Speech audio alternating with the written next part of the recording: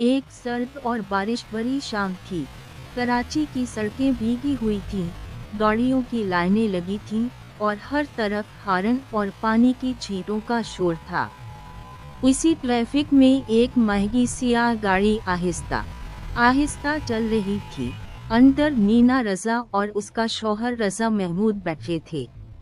दोनों खामोश थे, जैसे अपने अपने ख्यालों में खोए हुए हों।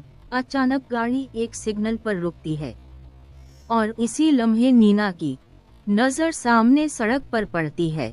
एक छोटी सी बच्ची बारिश में भीग रही थी।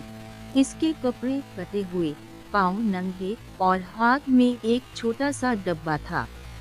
वो हर गाड़ी के पास जाकर आहिस्ता आवाज में कहती थी, बाजी एक रोटी दे दे, मेरी छोटी बहन भूखी है। कुछ लोग नजरअंदाज कर देते, कुछ शीशा बंद कर लेते। रज़ा ने सर्द लहजे में कहा, ये कराची की सड़कों का रोज का मंजर है। ऐसे लोग हर जगह होते हैं। लेकिन नीना खामोश रही। वो इस बच्ची को देखती रही। इसकी आंखों में एक ऐसा दर्द था जो लफ्जों में बयान नहीं हो सकता था। जैसे सिर्फ भूख नहीं बल्कि पूरी जिंदगी इसके नाजुक कंधों पर हो। नीना ने आहिस्ता से कहा, ड्राइवर गाड़ी रोको। रज़ा ने हैरत से उसकी तरफ देखा। तुम ठीक हो? ऐसे लोगों के पास जाने की क्या जरूरत है? लेकिन नीना ने उसकी बात नहीं सुनी। वो गाड़ी का दरवाज़ा खोलकर बाहर निकल गई। बारिश तेज हो रही थी। पानी इसके चेहरे और कपड़ों से टपक रहा था। लेकिन वो सीधा इस बच्ची के पास चली गई। बेटा, तुम्हारा नाम क्या है? बच्ची ने नीचे देखते हुए आहिस्ता से कहा, जोया। बस इतना कहकर वो खामोश हो गई।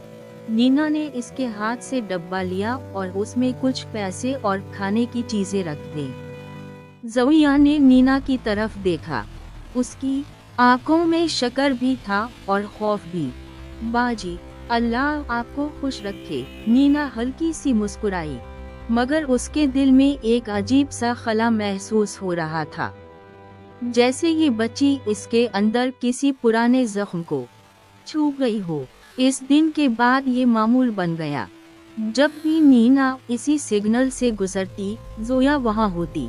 कभी बारिश में भीगी हुई, कभी सर्दी से कांपती हुई, कभी धूप में जलती हुई, और हर बार नीना कुछ न कुछ उसके लिए ले आती।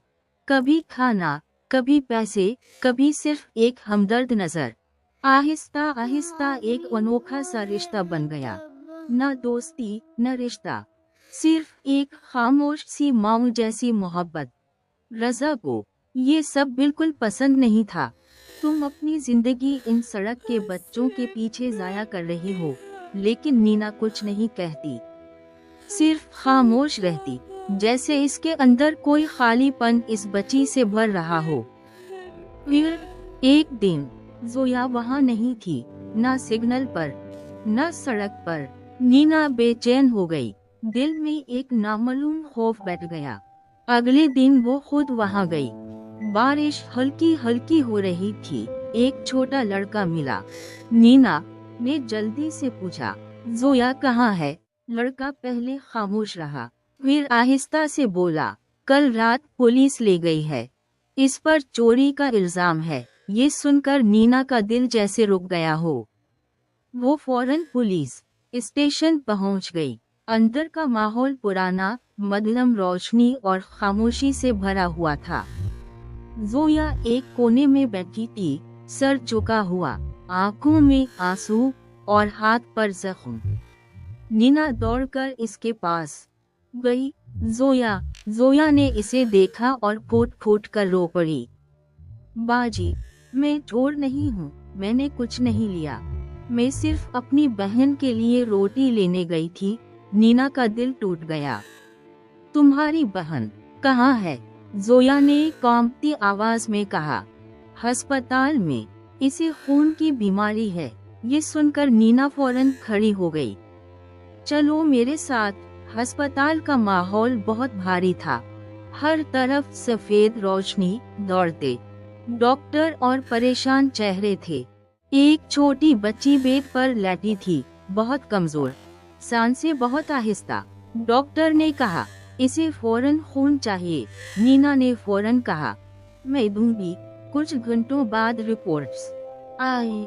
डॉक्टर ने नीना को देखा और हैरत से कहा, ये बच्ची आपकी बायोलॉजिकल बेटी हो सकती है। नीना का जिस्म कांप गया।